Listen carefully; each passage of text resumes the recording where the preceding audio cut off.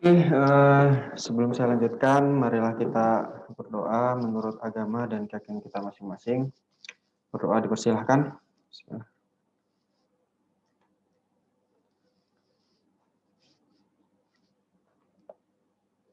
Oke, dapat diakhiri. Oke, sekarang minggu ke-11 ya. Jadi kita sudah masuk ke materi baru. Di pertemuan sebelum-sebelumnya Anda sudah mempelajari mengenai daya dukung pondasi ya. Entah itu pondasi dangkal ataupun pondasi dalam. Dan materi terakhir untuk pondasi dalam kemarin mengenai penurunan. Jadi sekarang kita akan mempelajari mengenai dinding penahan tanah. Oke, sebelumnya ada yang tahu nggak nih dinding penahan tanah itu kayak apa ya? Pernah lihat nggak dinding penahan tanah itu kayak apa? Dari 20 orang yang hadir sekarang, dinding penahan tanah kayak apa nih bentuknya? Yang kayak trapesium miring gitu. Trapesium miring. Biasanya banyaknya di mana nih, Rafio? Secara langsung belum pernah lihat, Pak. Secara langsung belum pernah Di lihat? pinggir sungai tuh, Pak. Di pinggir sungai ya. Oke. Ada yang asal Jember nggak nih? Ada yang di Jember sekarang? Ya, Pak. Ada. Kira-kira mana nih yang paling dekat di kampus? Ada nggak? Kira-kira. Ikonnya Jember tuh.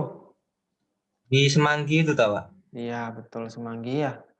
Jadi pada saat Anda melingkar itu kan, nah itu kan tambah tinggi kan ya dia. Nah itu apa ya?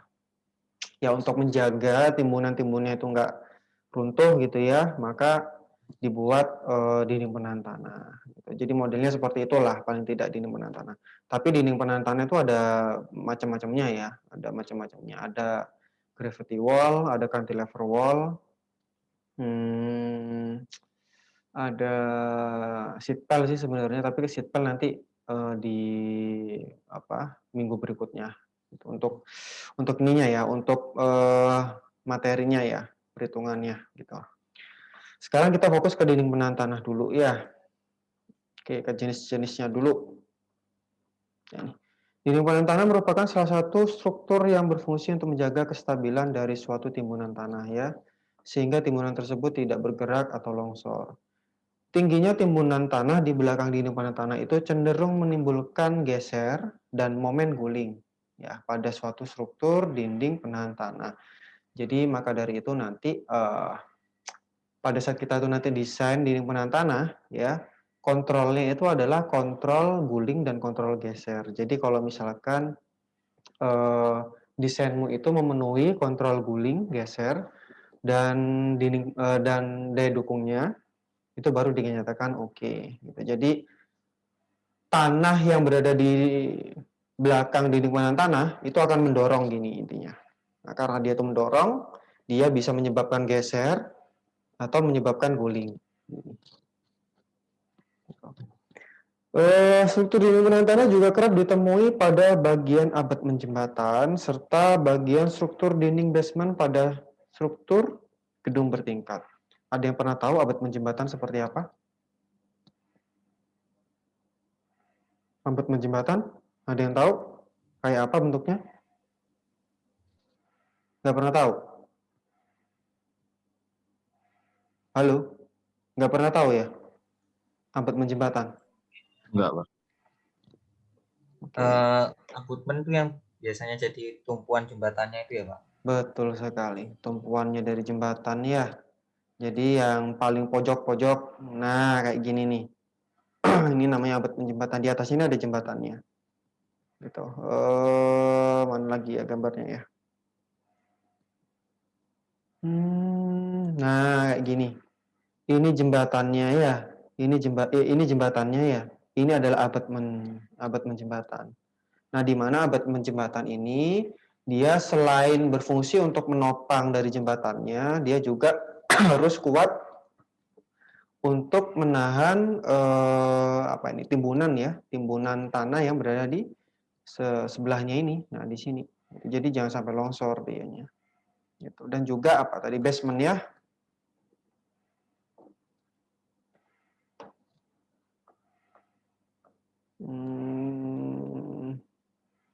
Nah, ini jadi kayak gini ya, struktur basement. Nah, kayak gini. Backfill, jadi di sini nanti juga, menahan dia fungsinya, menahan tanahnya itu, struktur basement. Oke, jadi seperti itu contoh-contoh dari, dinding penahan tanah ya. Apalagi nih. Nah ini, jadi ada yang dinamakan dengan dinding penahan tanah gravitasi atau gravity wall. Nah kalau gravity wall ini biasanya dia bentuknya tuh trapesium ya. Jadi seperti tadi kan ada ya gambarnya ya trapesium ya. Dan untuk kekuatan dari gravity wall ini dia berdasarkan beratnya sendiri. Jadi tergantung dari berat dari DPT-nya itu. Gitu. Semakin dia berat, biasanya dia semakin oke untuk guling dan gesernya. Gitu. Jadi berarti kalau dia semakin berat, otomatis dia dimensinya akan semakin besar. Nah, itu ciri khasnya dari gravity wall. Gitu ya. Ada juga yang disebut dengan cantilever wall. Jadi kalau cantilever wall dia itu kombinasi antara beton dengan baja atau tulangan. Gitu. Jadi biasanya kalau cantilever wall ini dindingnya itu tipis gitu ya, tapi dia diperkuat dengan tulangan sehingga dia mampu menahan gaya apa ya, gaya tarik guling gitu. Seperti itu.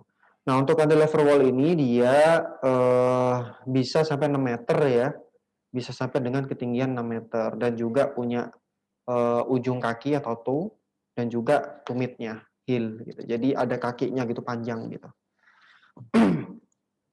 Dan yang terakhir, yang ketiga itu dinding penahan tanah cantilever, tapi dia ada penambahan rusuk.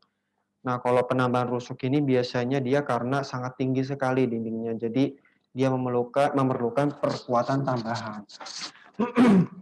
Gitu, jadi biasanya lebih 6 meter dia dikasih rusuk gitu ya. Nah, gambarnya seperti ini. Ini kalau yang gravitasi ya, yang ini cantilever. Yang ini cantilever dengan rusuk. Begitu. Nah, untuk ketentuan dari berapakah tebalnya ini ya, ketinggiannya dan lain sebagainya itu sudah diatur di SNI juga. Jadi harap Anda nanti seketika Anda mendesain menggunakan dinding penahan tanah, harap melihat SNI juga ya. Itu ketentuannya berapa sih ini gitu. Kalau misalkan hanya sekian, ini berapa nilainya. Kalau yang referensi ini saya ambilkan dari buku ya. Gitu. Jadi karena kita sudah punya SNI, nanti lebih baik kita ikutin SNI ya. Gitu. Meskipun di buku itu sudah ada beberapa yang memberikan panduan ya. Gitu. Tapi lebih baik kita ikut SNI karena kita memiliki dasar yang kuat ya jadinya. Gitu. Kalau SNI kan anggapannya sudah terstandarkan secara nasional gitu. Jadi orang-orang sudah tertujunya rencananya pakai itu. Gitu. Jadi nanti Anda ketika ingin mendesain dinding penahan tanah, lebih baik lihat di SNI-nya untuk dimensi-dimensinya ini berapaan. Gitu.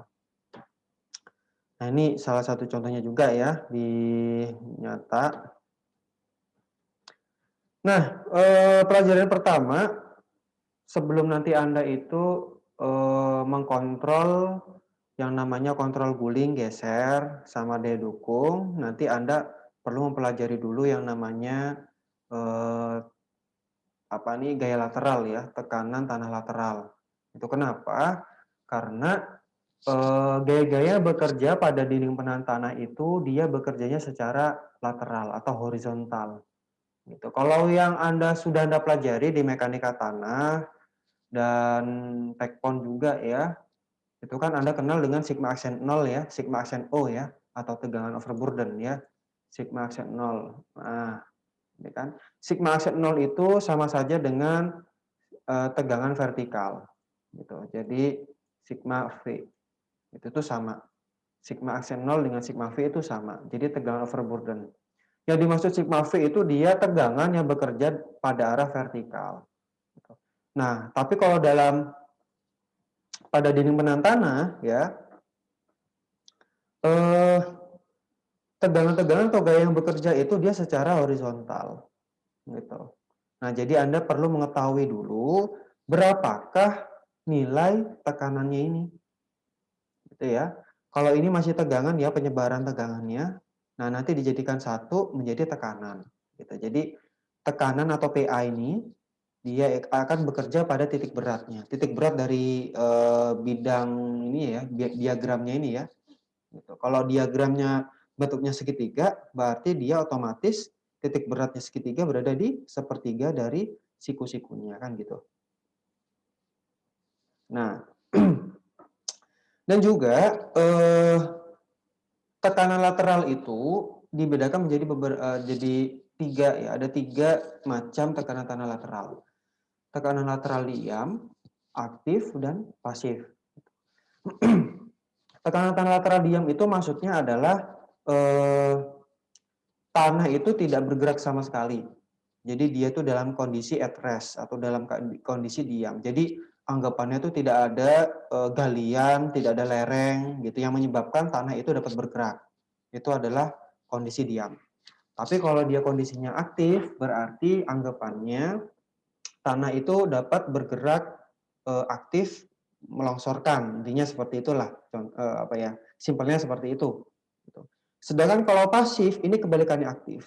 Kalau aktif itu kan mendorong, kalau pasif ini dia malah ikut menahan, gitu. Misalkan contohnya seperti ini ya. Nah, kalau aktif kan dia mendorongnya ke sini. Nah, kalau pasif dia itu malah ikut menahan gitu. Jadi dia mendorongnya tuh kebalikannya si aktifnya ini. Gitu. Nah, berarti yang di sini aktif, di sini nih pasif. Gitu.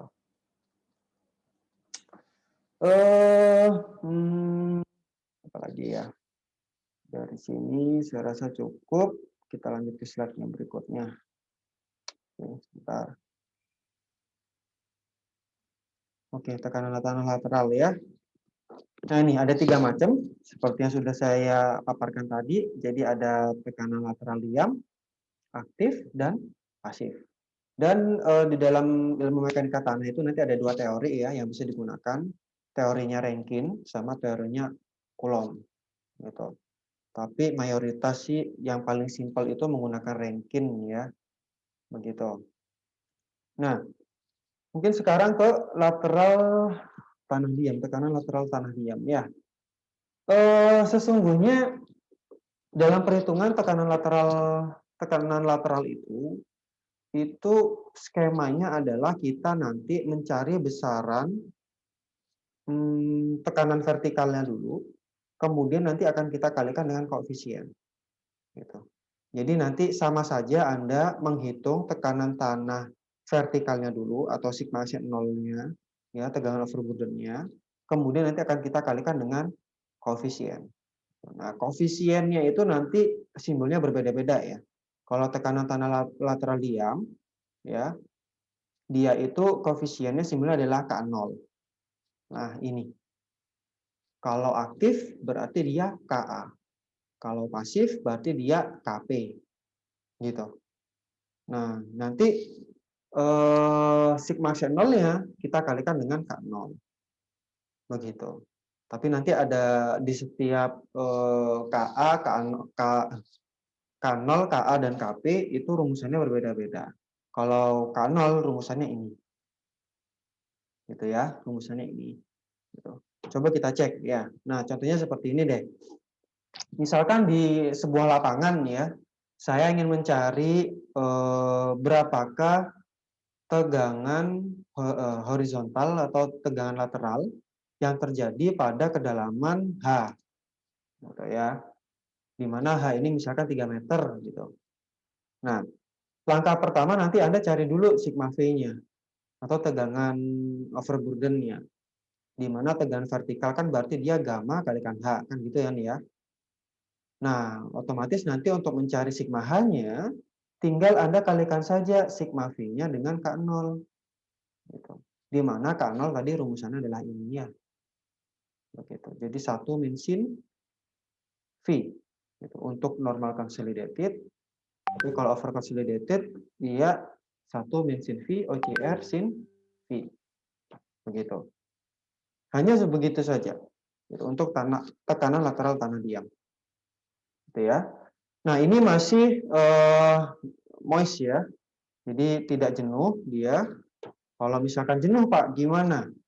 Nah, kalau kondisinya jenuh, berarti biasanya kita cari tegangannya itu dengan kondisi efektif, gitu kan? Nah, kalau dia itu tegangan efektif, berarti nanti gamanya yang dipakai adalah gamma efektif dikalikan dengan H. Kan gitu ya. Di mana gamma efektif itu sama dengan gamma sat min gamma W. Gitu. Nah, jadi sama nanti, berarti sigma efektif V ya, berarti dia ya gamma efektif kalikan dengan H. Gitu ya. Nah, nanti untuk mencari sigma horizontalnya, berarti tinggal dikalikan K0-nya saja. Gitu. Sigma aksen V kalikan K0. Gitu. Tapi kalau misalkan kita untuk kebutuhan sesuatu ya, kita tidak ingin mencari dalam kondisi efektif, misalkan dalam kondisi tegangan total, berarti nanti tidak perlu kita kurangi dengan gamma W kalikan H atau tekanan airnya. Itu sehingga nanti di sini ditambahkan gitu. Boleh lah gitu. Seperti itu. Intinya adalah untuk kondisi tanah lateral diam ya tinggal sigma V-nya dikalikan dengan K0-nya. Gitu. Saya rasa sampai saat ini Anda sudah mahir ya untuk mencari tegangan ya, apalagi tegangan tanahnya itu berlapis-lapis ya. Oke, yang ini saya skip, nanti contohnya langsung ke yang tekanan tanah aktif aja. Itu ya. Oke, kalau yang tadi itu adalah yang diam. Sekarang tekanan aktif. Masih yang teori Rankine dulu. Jadi di Rankine itu dia mengasumsikan bahwasanya dinding penahan tanah itu dia kondisinya vertikal gitu ya. Dan tidak ada gesekan antara tanah dan dinding. Kemudian tanahnya itu homogen. Kemudian dia tidak termampatkan dan isotropik. Gitu. Cirinya tanah timbunan itu adalah tanah homogen itu adalah tanah timbunan ya. Maka dari itu dinding penahan tanah itu dia lebih cocok untuk tanah timbunan. Gitu, untuk mencegah terjadinya longsor pada tanah timbunan. Mau pakai di lereng alami gimana Pak? Juga bisa. Gitu. Cuman kan nanti Anda perlu gali dulu ya. Digali dulu, dipasang DPT-nya, baru sisa yang lubang di belakang DPT itu dikasih timbunan. Seperti itu. Nah, ini adalah gaya-gaya yang terjadi pada tekanan aktif Rankine ya. Jadi kalau misalkan dia itu menekan ke samping, nah, seperti ini, nah gitu kan, maka otomatis dinding ini akan mengalami pergeseran sebesar delta H. Gitu. Nah, sudut yang terbentuk adalah 45 plus pi per 2. Gitu. Nah, sehingga untuk mencari sigma A-nya, nah kita bisa dapatkan dengan rumusan ini. Gitu ya. Kita bisa dapatkan dengan rumusan ini. Gitu. Di mana kalau misalkan ya kita anggap tan kuadrat 45 min V per 2 itu adalah KA-nya, ya, maka rumusannya bisa kita simpelkan menjadi ini. Untuk mencari sigma A, ya, atau tekanan lateral aktifnya. Gitu. Jadi di sini ada dua pengaruh ya, yang ini karena adanya kohesi. Gitu. Kalau dia tidak berkohesi, berarti tinggal ini saja rumusannya. Gitu. Kalau tanah tidak berkohesi itu kan berarti dia tanah pasir ya. Gitu. Jadi C-nya sama dengan 0. Kita abaikan yang ini sehingga menjadi ini saja. Begitu. Tapi kan tanah itu biasanya nggak hanya pasir saja ya, campuran, dan dia itu biasanya memiliki kohesi juga gitu, sehingga untuk mencari sigma A-nya harus menggunakan rumusan lengkap. Gitu. Jadi sigma V kalikan KA min 2C akar tan akar KA. Tan akar KA ya. 2C. Oh iya. Nah, kalau misalkan Anda lihat ya, sigma V kalikan KA itu diagramnya akan berbentuk segitiga seperti ini. Gitu. Nah, karena di sini dikurangin ya. Nah, dikurangin dengan 2C tan akar 2C, kok tan akar KA ya? 2C akar KA harusnya ini. Nanti kita lihat deh di belakang. 2C akar KA ya. Ya 2C akar KA seharusnya. Nah ini bentuknya dia adalah segi 4. Gitu, seperti ini. Gitu ya. Nah seketika dia itu segitiga yang besar ini dikurangi dengan yang segi 4 ini, dia akan berbentuk seperti ini. Gitu ya. Di mana di sini tuh nilainya minus, yang di sini plus. Nah, sehingga bisa terjadi crack di area sini. Itu yang nanti akan apa ya? Yang akan mempengaruhi desain mode nanti ya. Intinya seperti itu. Itu oleh karena itu nanti kita juga bisa mencari berapakah tekanan horizontal gitu ya sebelum crack. Jadi yang pada saat dia itu masih kuat menahan semuanya ya, dan juga setelah crack. Jadi kalau setelah crack dia segitiganya tinggal yang kecil ini saja. Begitu. Kalau yang sebelum crack berarti ya totalnya semuanya ini ya, total semuanya ini. Begitu. Jadi anggapannya dia masih kuat menahan gitu ya dindingnya. Tapi kalau misalkan dia itu sudah runtuh, gitu ya, udah crack, dia tinggal yang ini saja yang bekerja. Gitu. Oke. Nah, ini ya. Letak dari tensil crack-nya, ZC-nya ini bisa kita dapatkan dengan rumusan ini.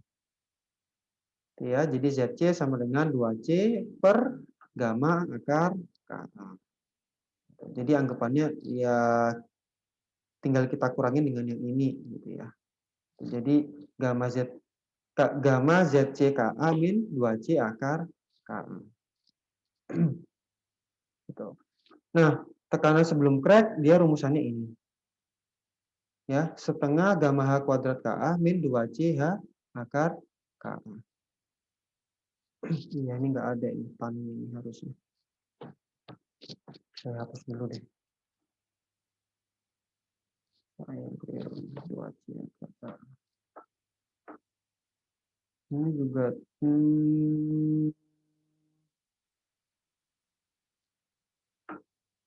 2C akar KA. Oh iya betul. Akar KA kan KA-nya kan tan kuadrat ya. Kalau akar KA kan berarti cuma ini saja. Sip. Betul. Oke, balik lagi. Jadi kalau tekanan sebelum crack dia ini ya. Sesudah crack dia akan dikurangi dengan ZC-nya. Hanya nih dikurangi dengan ZC. Setengah gamma H kuadrat KA itu adalah P ya. Ya apa ya ini bilangnya ya. Tekanan yang sudah diasumsikan dengan diasumsikan sudah diperhitungkan dengan titik berat dari titik berat ya. Diagramnya ini gitu. Coba kita lihat. Ini kan luasannya segitiga ya. Luasannya segitiga itu kan sama dengan setengah kalikan alas kalikan tinggi ya. Betul ya? Betul ya? Betul Iya, ya? Pak. Oke. Setengah kali alas kali tinggi. Iya. Sekarang alasnya itu sama dengan sigma aksen 0 kan ya? Dikalikan dengan KA. Ini ya. Tingginya adalah H. Nah, sigma aksen 0 bisa kita jabarkan lagi ya. Sigma aksen 0 sama dengan gamma kalikan H. Berarti dikalikan KA dikalikan H. Berarti bisa kita gabungkan ya hanya ya. Setengah kalikan gamma kalikan H kuadrat kalikan KA. Nah, jadi rumusan ini ya itu didapatkan dari luasan dari diagram yang terjadi. Gitu. Itu adalah besaran dari tekanannya. Nah, sedangkan yang 2C akar KA itu adalah luasan yang ini. Gitu. 2CH akar KA ya. 2CH akar KA. Untuk kalau luasannya segi 4 kan dia panjang kali lebar. Gitu toh. Anggap aja panjangnya itu yang tinggi ya. Lebarnya itu adalah min 2C akar KA. Berarti kan min 2C akar KA kalikan H kan saja toh, sehingga menjadi ini. Gitu. Ini tekanan sebelum crack. Kalau tekanan sudah crack, berarti yang akan terjadi yang ini, yang segitiga kecil ini. Maka dari itu, dia yang hanya tadi, hanya yang ini, dia dikeluarkan semua, dikurangi ZC-nya ini. Gitu. Nah, kalau hanya ini dikeluarkan semua, berarti kan tinggal gamma HKA min 2C akar KA kan gitu toh. Gitu. Nah, hanya ini dikurangi dengan Z-nya ini. Jadi, pasca crack-nya, PA-nya kita bisa hitung dengan rumusan yang ini. Begitu. Nah, PA ini, ya, tekanan ini nanti kita butuhkan dalam, apa namanya, dalam kontrol gitu ya, dalam kontrol guling dan juga kontrol geser. Gitu. Maka dari itu Anda nanti dalam mendesain gitu ya, Anda perlu menggambar diagram-diagramnya. Setelah Anda gambar diagramnya, tentukan luasannya ya. Kalau luasannya ada 5 ya berarti nanti dijumlahkan semua itu menjadi PA-nya. Dan lokasi PA-nya juga harus diketahui ya, itu di mana. Kalau misalkan cuma segitiga kayak gini, berarti kan dia lokasi PA-nya berada di sepertiga dari siku-sikunya. Kalau segi 4, berarti dia di setengahnya dari segi 4-nya. Titik beratnya maksudnya. Titik berat dari bidang atau diagramnya itu merupakan lokasi dari PA-nya. Seperti itu ya. Oke, biar lebih mantap lagi, kita coba ke contoh soal sekarang. Misalkan seperti ini ya. Jadi ada dinding panel tanah, dia direncanakannya setinggi 6 meter ya. Tapi masih belum diketahui detail dari dimensinya. Gitu. Jadi intinya dinding panel tanahnya ini diharapkan mampu menahan ketinggian tanah sampai 6 meter. Nah, kita disuruh cari dulu berapakah gaya-gaya yang terjadi gitu. Berapakah PA yang akan terjadi dan di manakah letak dari PA-nya. Nah, ini ya, determine the ranking active force per unit length of the wall ya. Kemudian kita juga disuruh cari lokasi dari resultan gayanya. Gitu. Nah, langkah awal yang kita lakukan adalah kita tentukan dulu KA-nya dari masing-masing lapisan. Ya, di sini ada 2 lapisan nih. Lapisan yang pertama, yang ini adalah lapisan yang kedua. Kenapa kok ada 2 lapisan? Karena gambarnya berbeda. V-nya juga berbeda. Berarti dia tipikal tanah yang berbeda. Tapi di sini sama-sama tidak memiliki kohesi, berarti dia adalah tanah pasir. Gitu ya. Lapisan pertama adalah gamanya 16, V-nya 30. Lapisan yang kedua, dia gamma sat karena dia terendam air ya. Jadi pakai gamma saturated. Gamma saturated 19 kN per meter kubik, V-nya adalah 36. Nah, karena di sini ada 2 lapisan, maka KA yang akan didapatkan itu juga 2 lapisan. Gitu ya. Kenapa? Karena KA itu dia ada kaitannya dengan V. Ya, rumusannya KA sama dengan tan kuadrat 45 min V per 2. Kalau dia V-nya berbeda antara tanah satu dan tanah lainnya, ya berarti dia berbeda KA-nya. Karena di sini ada 2 lapisan dengan V yang berbeda, maka KA-nya juga berbeda. Gitu. Jadi nanti akan berdampak. Gitu ya. Nah, berarti kita akan mencari KA-nya masing-masing lapisan dulu. Ini untuk KA yang lapisan pertama, ini KA yang lapisan kedua. Top soil dan bottom soil. Rumusannya ini ya, tan kuadrat 45 min V per 2. Sehingga didapatkan KA1 untuk lapisan yang pertama sebesar sepertiga. KA2 sebesar 0,26. Ya. Nah, kemudian kita cari dulu sigma AC0-nya. Ya, sigma V-nya kita cari dulu dari masing-masing ketinggian atau yang titik yang kita tinjau misalkan. Boleh. Nah, untuk yang kasus seperti ini, kita cukup meninjau di kedalaman 0, kedalaman 3, dan kedalaman 6 saja. Gitu. Karena kan tinggal apa ya, kalau dia tanah itu kan semakin ke dalam akan semakin besar ya nanti untuk nilai dari tegangannya. Nah, pada Z sama dengan 0, maka sigma aksen 0-nya sama dengan 0 ya, karena kan gamma kalikan H. Kalau hanya 0 ya udah hasilnya akan 0. Sehingga sigma A-nya, tekanan tanah lateral aktifnya juga sama dengan 0. Pada Z sama dengan 3, berarti sigma aksen 0-nya sama dengan gamma kalikan H. Gitu ya. Gammanya adalah 16, H-nya adalah 3. Pada kedalaman 3 ya, di sini. Sehingga didapatkan sigma Z 0-nya atau sigma V-nya sama dengan 48 kN per meter persegi. Ya.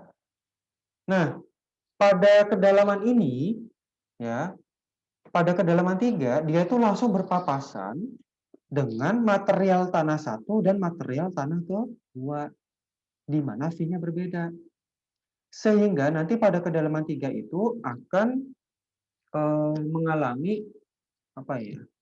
2 kali perhitungan. Ya, di mana untuk yang top soil-nya, yang bagian atasnya, dia akan dikalikan dengan KA yang lapisan pertama. Pada bagian bawah, dia akan dikalikan KA lapisan yang kedua. Nah, pada kedalaman ini, untuk lapisan tanah atas, gitu ya, maka sigma aksen A-nya sama dengan KA1 kalikan sigma aksen 0. KA1-nya sepertiga, ya. Maka sigma A-nya untuk bagian atas, lapisan tanah atasnya adalah 16 kN per meter persegi. Untuk bagian bawah, sigma aksen 0-nya akan dikalikan dengan KA2. KA2-nya adalah 0,26. Sehingga didapatkan 12,48 kN per meter persegi. Tata cara penggambarannya gimana, Pak? Tata cara penggambaran seperti ini. Ya. Jadi dari segitiga 0 menuju ke 16, kemudian dia turun pada saat dia itu kena yang lapisan kedua menjadi 12,48. Begitu. Jadi turun seperti ini. Seret gitu. Nah, kemudian dengan cara yang sama pada kedalaman 6 meter kita cari dulu sigma aksen 0-nya ya. Berarti tegangan yang terjadi karena tanah itu sendiri, berat tanah itu sendiri pada kedalaman 6 ya. Berarti ada pengaruh dari lapisan yang pertama. Ini adalah lapisan yang pertama. Yang ini adalah lapisan yang kedua. Lapisan yang pertama tinggal gamma kalikan H saja. Ya, H-nya adalah 3. Sedangkan yang di lapisan kedua, dia karena ada airnya, maka kita pakai gamma efektif. Ya. Gamma efektif itu sama dengan gamma sat min gamma W. Gamma satnya adalah 19, gamma W-nya adalah 9,81. Atau bisa pakai 10 ya, boleh. Sehingga didapatkan sigma aksen 0-nya nilainya adalah 75,57. Nah, karena pada kedalaman 6 ini, dia hanya terpengaruhi oleh satu material saja, yaitu pada lapisan yang kedua, berarti langsung kita kalikan dengan KA2 saja.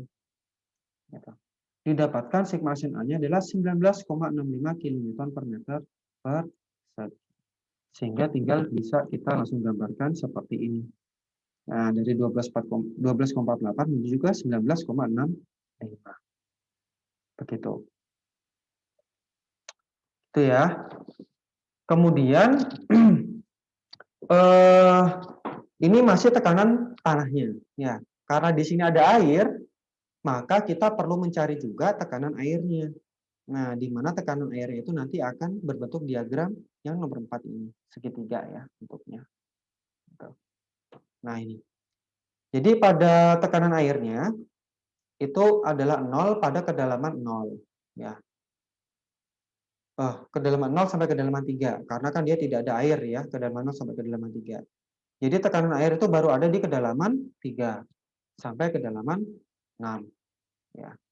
Jadi pada kedalaman 6, maka tekanan airnya sama dengan 3 kalikan gamma W, di mana gamma W-nya adalah di sini pakai 9,81.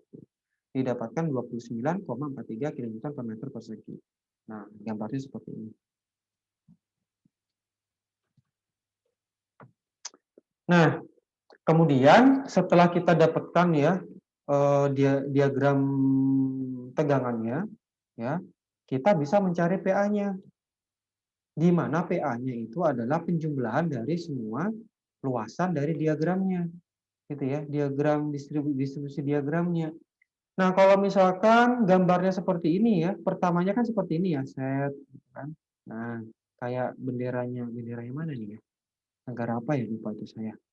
Nah, jadi seperti ini bisa kita akali dengan membuat 3 bidang gitu kan.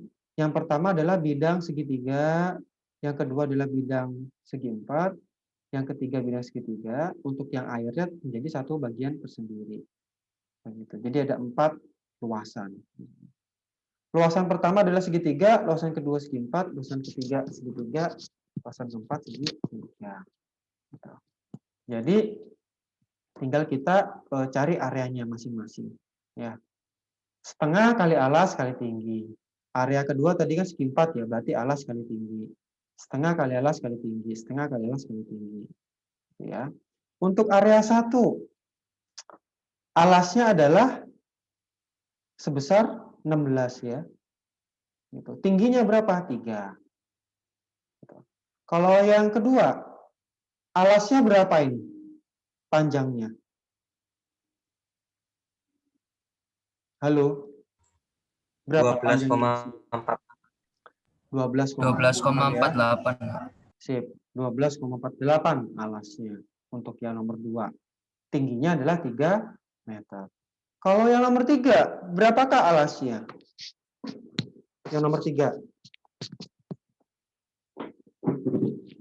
Berapa alasnya? 7,17. 19,65 kurangi 12,48. Oke, sip. 19,65 dikurangi dengan 12,48. Ya, hasilnya berapa tadi? 7 ya? 7, sekian ya? 7,17, Pak. Jadi sekian ini adalah 7,17. Nanti tinggal dikalikan dengan ketinggiannya yaitu 3. Yang nomor 4 berarti tinggal 29,43 dikalikan dengan 3. Gitu ya. Nah, sehingga didapatkan hasilnya seperti ini. Area 1 24 totalnya, area 2 37,44, area 3 10,76, area 4-nya 44,4 dan 15. Dijumlahkan totalnya adalah 116,35 kN per meter. Ini adalah besar tekanan totalnya yang terjadi pada dinding penantana tersebut. Gitu. Nah, kita tinggal mencari di manakah letak PA-nya ini.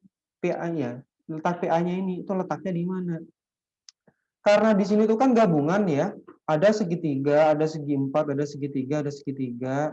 Jadi nanti kita cari titik berat gabungannya, gitu. Nah, titik berat gabungannya bisa kita cari dengan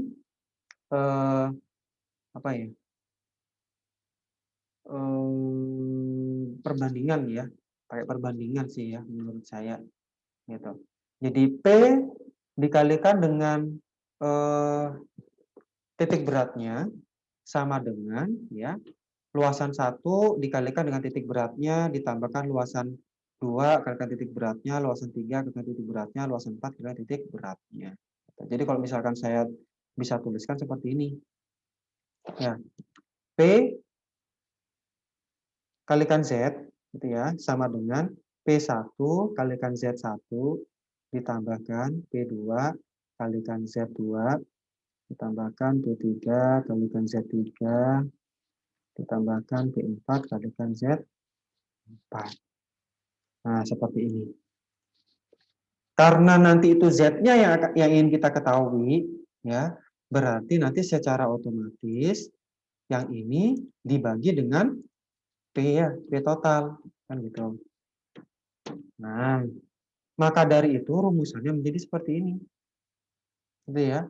Di mana yang 24 ini adalah P milik area 1.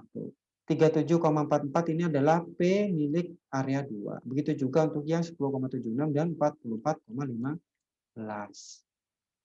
P totalnya sebesar 116,35. Tinggal kita cari berapakah Z1, Z2, Z3, dan Z4. Gitu ya. Nah, Z1 itu berarti titik beratnya dari area 1. Z2 titik berat area 2, gitu ya. Karena Z1 ini sudah jelas ya untuk yang ini ya. Yang ini paham ya, yang ini ya. Iya, Pak. Oke. Untuk yang Z1 loh. Nggak bisa.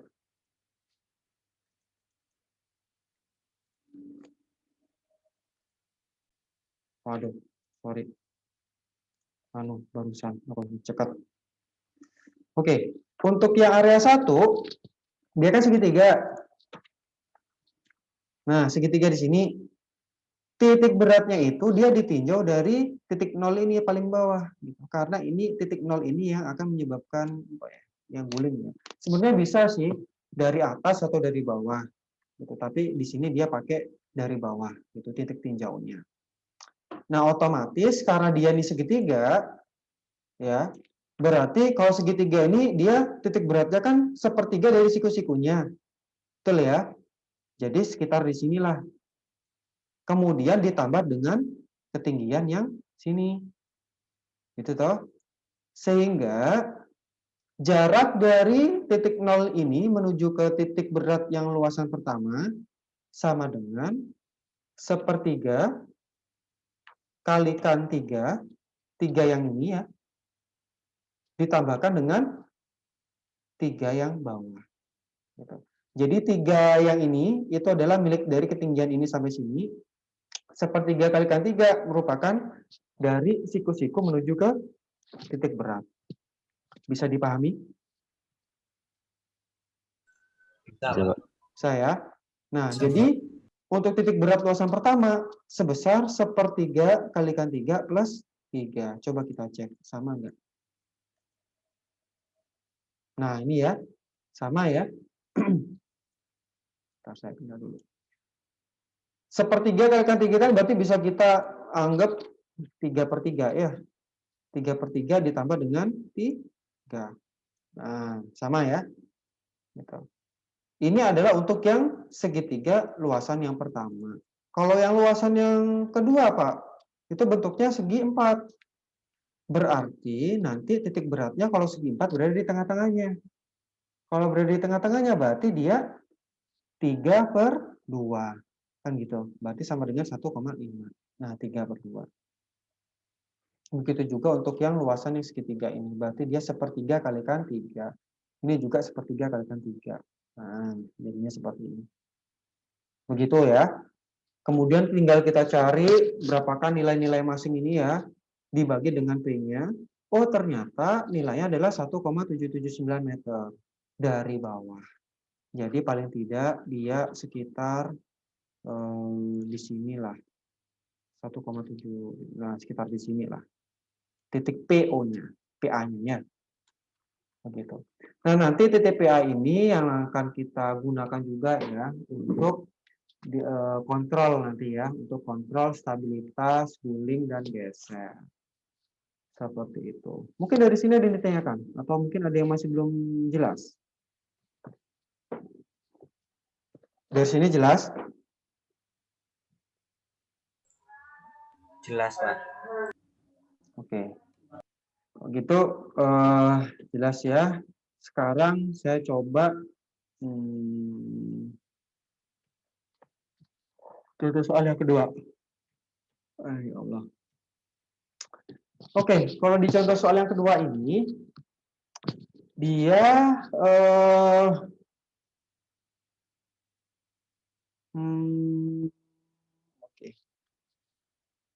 dia di penahan tanah tingginya 6 meter, kemudian dia kebetulan tanahnya cuma satu jenis saja, gamanya adalah 17,4 kN per meter kubik, V-nya adalah 26 derajat, dan dia sekarang memiliki kohesi, ya memiliki C, di mana C-nya adalah 14,36.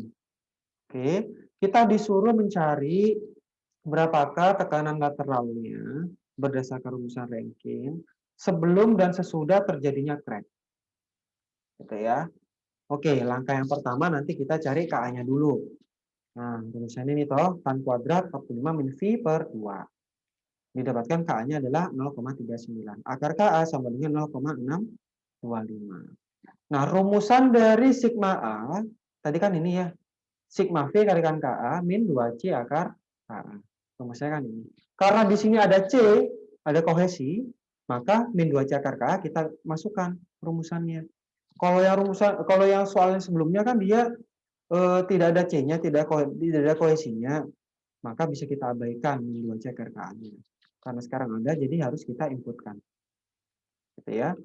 Setelah kita dapatkan KA-nya, tinggal kita cek ya pada kedalaman Z. Ya, pada kedalaman Z sama dengan 0. Nah, karena Z sama dengan 0 itu kan berarti hanya kan 0 ya. Berarti rumusannya tinggal min 2C akar KA saja.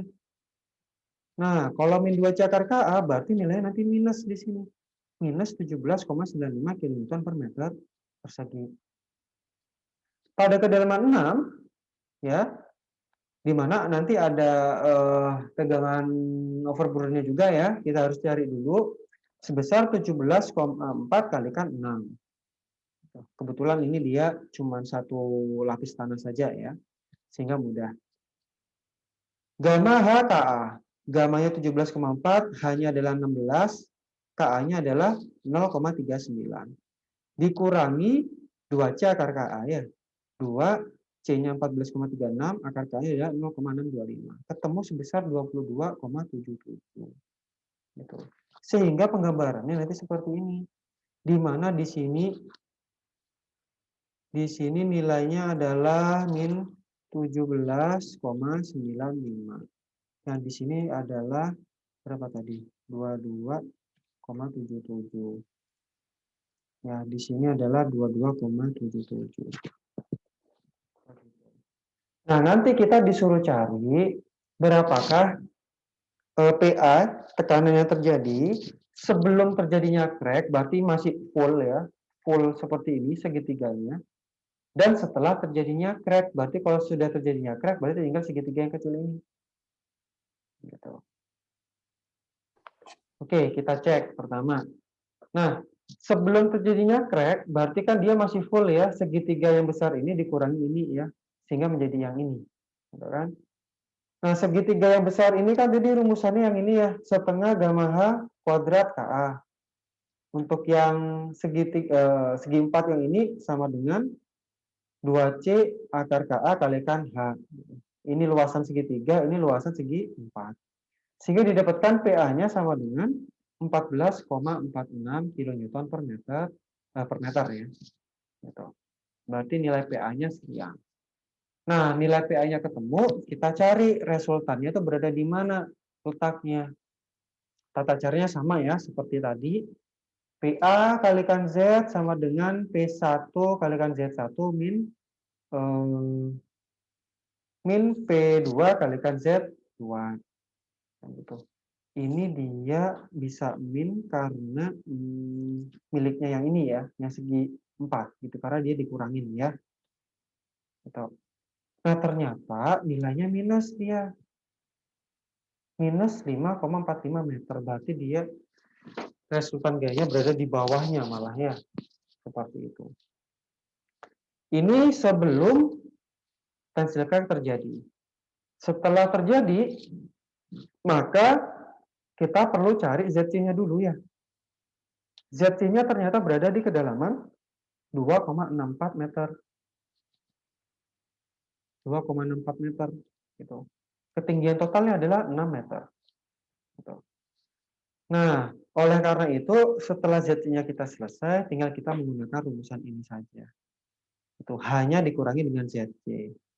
Gitu. Dikalikan dengan gamma HKA min 2C akar KA. Ketemu PA-nya adalah 38,25. Begitu. Nah, kemudian kita cari Z-nya juga sama. Karena Z yang kita pakai itu hanya segitiga yang kecil ini, ya maka otomatis langsung kita dapatkan lokasi dari PA-nya adalah berada di sepertiga dari siku-sikunya, gitu. Langsung saja seperti itu. Nah, ini makanya dia 6 min 2,64/3. Didapatkan 1,12 meter dari bawah. Alhamdulillah ya Allah. Dari sini ada yang ditanyakan dari sini.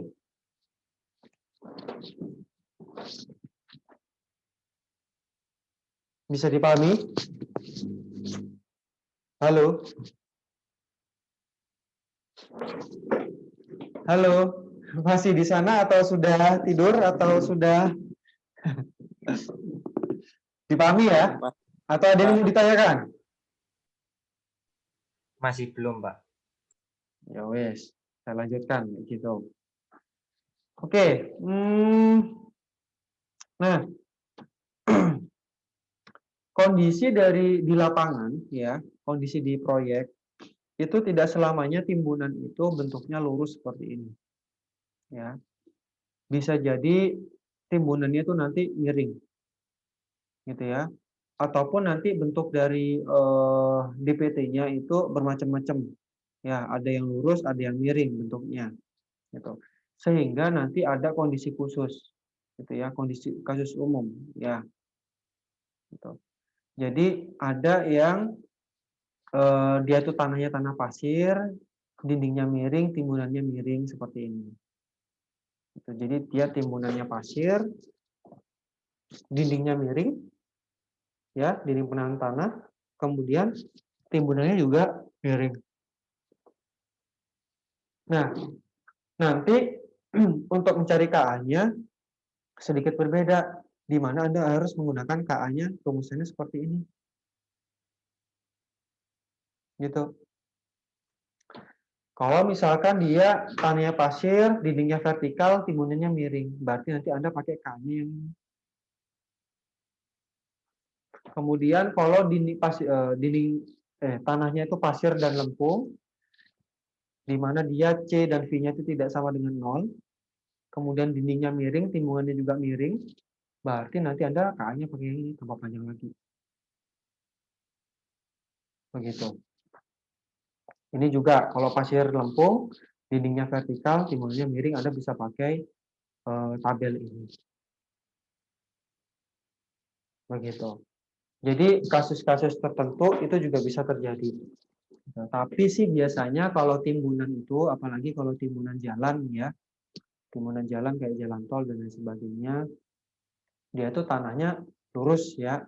Jadi bisa kita pakai dengan yang rumusan yang paling sederhana yang itu tadi sudah Anda pelajari.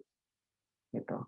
Beberapa dari program-program bantu ya kayak Plaxis, kayak Geoslope, kayak apalagi Geo5 gitu ya. Dia itu bisa merencanakan secara otomatis ya. Nah, kalau misalkan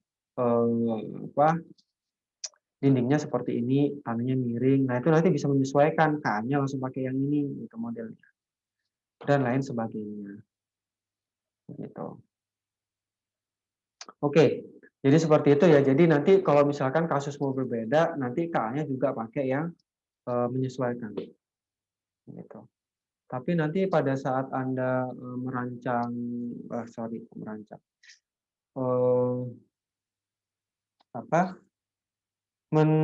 mengontrol stabilitas dari geser dan gulingnya, itu nanti contohnya kita asumsikan menggunakan Rankine gitu ya. Diasumsikan nanti tanah di atas kaki dari DPT-nya itu ikut menahan gitu. Jadi dia bisa vertikal gitu. Tapi nantilah itu nanti dibahas nanti aja deh di pertemuan berikutnya. Itu ya. Nah, selain rumusan dari Rankine juga ada rumusan dari Coulomb. Gitu ya. Nah, ini K-nya juga berbeda ya. Sistematikanya juga berbeda ya. Yang ini silakan dipelajarin sendiri ya untuk yang Coulomb ya. Tinggal gunakan tabelnya ini sih kalau Coulomb ini. Oke. Kita baru sampai yang tekanan aktifnya ya. Nah, tinggal yang tekanan pasif gitu kan. Sebenarnya tata cara untuk yang pasif tekanan pasif itu hampir sama dengan tekanan aktif. Gitu ya. Bedanya apa? Bedanya hanya di rumusan KA-nya. Oke, saya perlihatkan rumusan KA dari yang pasif. Nah, KA yang pasif itu rumusannya ini. Tan kuadrat 45 plus V per 2. Beda di mana ya kira-kira?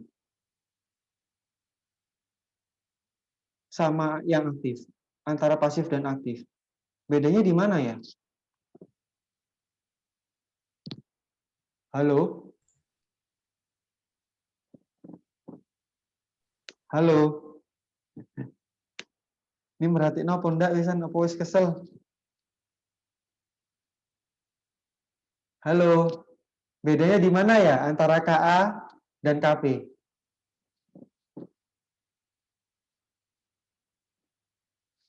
Waduh, kok hilang apa ini?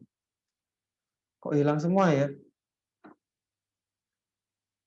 Halo? Nggak tahu berarti. Bedanya di mana? Nggak tahu ini. KP tadi rumusnya apa sih? KA tadi rumusnya apa sih?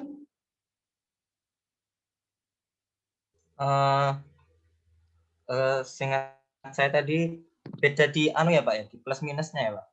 Beda di plus minusnya. Oke, kalau KA tadi rumusnya apa? Sebagian ya. Bisa bantu jawab nggak, Gian? Seingat saya tadi tan kuadrat 45 min pi per 2. Oke, betul. Jadi memang perbedaannya adalah di plus minusnya saja. Gitu. Nah, kalau tadi itu kan dia, kalau yang aktif, Amit ya. Oke, kalau yang aktif, halo, kalau yang aktif dia tuh kan dia geraknya adalah ke samping kiri, gitu kan? Kalau yang aktif. Nah, kalau yang pasif dia tuh kan dorongnya malah ke kanan, gitu. Sehingga nanti delta X yang akan terjadi seperti ini. Gitu. Jadi dia malah dorong, gitu. Nah, yang terjadi apa ini ya? Perbedaan yang terjadi akan membentuk sudut 45 min V per 2 seperti ini. Sehingga koefisien yang akan terbentuk adalah menjadi seperti ini. Begitu. Nah, karena di sini itu apa namanya? Ya ini minus ya, jadi sini plus. Dan perbedaannya itu nanti antara KA dan KP itu adalah yang ini saja, di plus minusnya ini saja. Dan juga pada saat dia tuh di ini ya, di sigmanya, ya, itu juga perbedaannya adalah di sininya. Gitu. Kalau aktif tadi dia minus, gitu. Sigma A-nya juga minus. Kebalikannya kalau KP di sini adalah plus. Gitu. Sigma P-nya juga plus. Gitu. Jadi sigma V kalikan KP plus 2C akar KP. Itu perbedaannya ada di sana saja. Antara sigma A dan sigma P. Itu tata caranya untuk perhitungannya juga sama ya. Nah, cuman di sini kalau tadi kan dia bentuknya seperti ini ya. Nah, kan seperti ini bentuknya. Kalau sekarang malah mengembang jadi seperti ini. Itu karena dia kan ditambahkan. Segitiga besar, gitu kan? Ditambahkan dengan segi 4. Gitu. Maka dari itu bentuknya menjadi seperti ini, trapesium. Nah, gitu. Yang segitiga ini adalah miliknya yang setengah gamma H kuadrat KP. Yang ini, yang segi 4, itu miliknya yang 2CH akar KP. Gitu. Nah, ini juga sama ya. Untuk yang pasif itu dia juga memiliki kondisi. Kalau tanya pasir, dinding miring, kemudian datar, itu bagaimana? Nah, ini KP-nya. Nah, di contoh soalnya juga sama, dia contoh soalnya. Cuma di sini dia bedanya ada C-nya ya di sini. Nah, kalau tadi itu kan dia bentuknya seperti ini toh. Nah, ke dalam dulu, kemudian gini kan, karena di sini tuh ada KP, maka dia itu nanti malah menjulangin. Gitu. Kemudian seperti ini. Perbedaannya ada di sana. Gitu. Kemudian untuk seterusnya, untuk mencari nilai P-nya, untuk mencari resultan P-nya, sama. Gitu.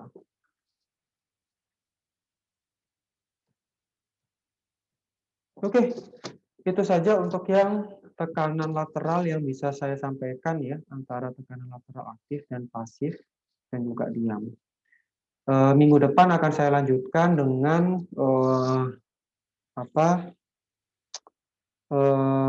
kontrolnya ya, kontrol guling dan kontrol geser, dan juga satu lagi kontrol dari dukung. Untuk info bagi Anda ya, untuk materi ini, materi minggu ke-11 dan 12, minggu 11, minggu 11 dan 12 ya. Intinya yang di limpahan tanah ini akan saya jadikan UAS nantinya. Jadi tolong dipelajarin lagi ya. Jadi ini kan videonya juga akan saya upload nanti di YouTube sehingga nanti Anda bisa mempelajari lagi ya. Belajar contoh soal yang banyak sehingga nanti pada saat Anda mengerjakan UAS nggak kelepekan ya. Karena UAS itu nanti kita timing. Gitu. Dari sini ada yang tanyakan sebelum saya akhiri?